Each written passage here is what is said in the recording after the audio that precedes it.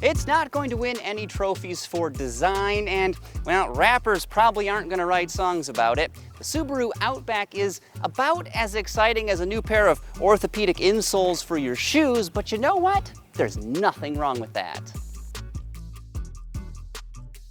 This crossover-y station wagon, I just said ovary, is one of the latest vehicles to join the Roadshow long-term test fleet, and it comes to us in high-end but not range-topping Onyx Edition XT trim. Now that gets you things like a turbocharged engine under the hood, a bunch of blacked-out exterior trim bits, and of course an 11.6-inch infotainment display inside. Now keep watching this video, I'll tell you a lot more about this vehicle, and of course stay tuned over the coming months as we put this thing through its paces.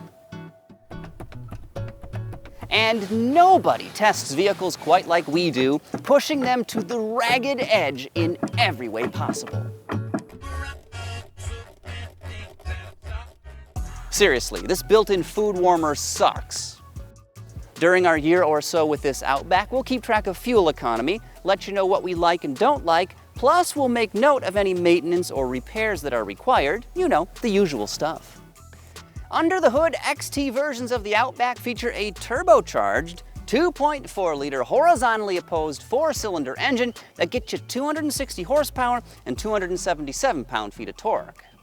Lesser models feature a 2.5-liter naturally aspirated 4-cylinder, which is also of the Boxer variety, and that gets you 182 horsepower and 176 pound-feet of torque. Now both engines come matched to a continuously variable transmission, and of course, they have standard all-wheel drive. Historically, I've never really been a Subaru fan, but in recent years, the company has addressed my two biggest complaints: refinement and interior quality. These things used to sound like tractors grumbling and chugging along like some old hay baler with a couple burnt valves, but that is no longer the case. This Outback's engine is every bit as smooth and silent as anything else in the class. Subaru interiors also used to be pretty meh, but again, no more. This cabin is quieter than before, it's thoughtfully laid out, and for what it is, it even features some pretty nice materials. One area this automaker has never needed to improve is safety. All of its vehicles perform extremely well in crash tests. And true to form, this Outback has a top Safety Pick Plus rating from the Smash 'em Up folks at the Insurance Institute for Highway Safety, and that, of course, is the highest score they hand out. Now, for the best automotive videos on the interweb, make sure you subscribe to the Roadshow YouTube channel and do that notification bell thing. I'm not entirely sure how it works, but I was told to tell y'all to click on it. So do it. Shameless self-promotion aside, performance in this vehicle is quite strong. Our long-term Outback accelerates with vigor when you get on it, but in normal driving, I've got to say there's not a whole lot of giddy up until the engine gets to about 3,500 RPM. At that point, of course, it really wakes up.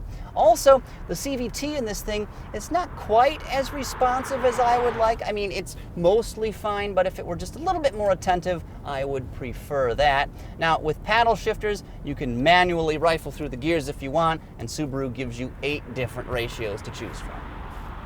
This Subaru is rated to return 23 miles per gallon city, 30 highway, and 26 MPG combined. Now, we've put about 2,700 miles on it to date, and during that time, it's averaged a little bit less than 22 MPG.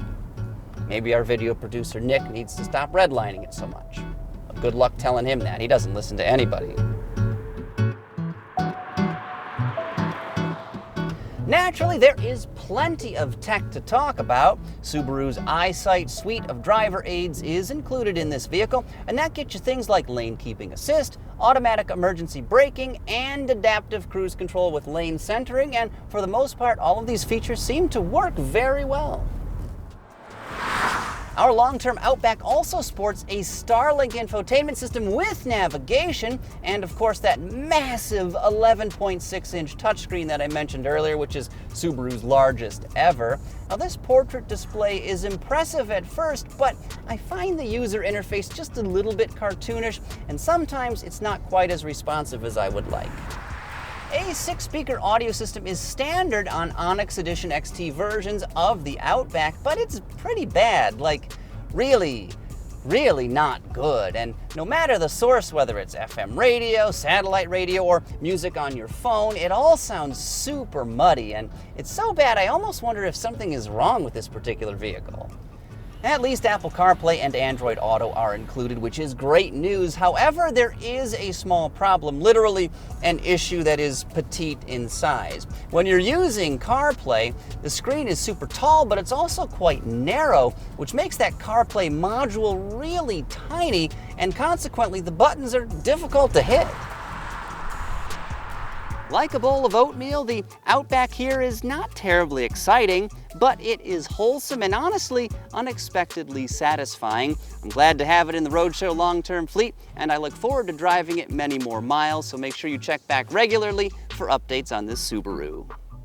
For more on this crossover / station wagon, plus the latest automotive news and tons of vehicle reviews, make sure you head on over to our website, theroadshow.com.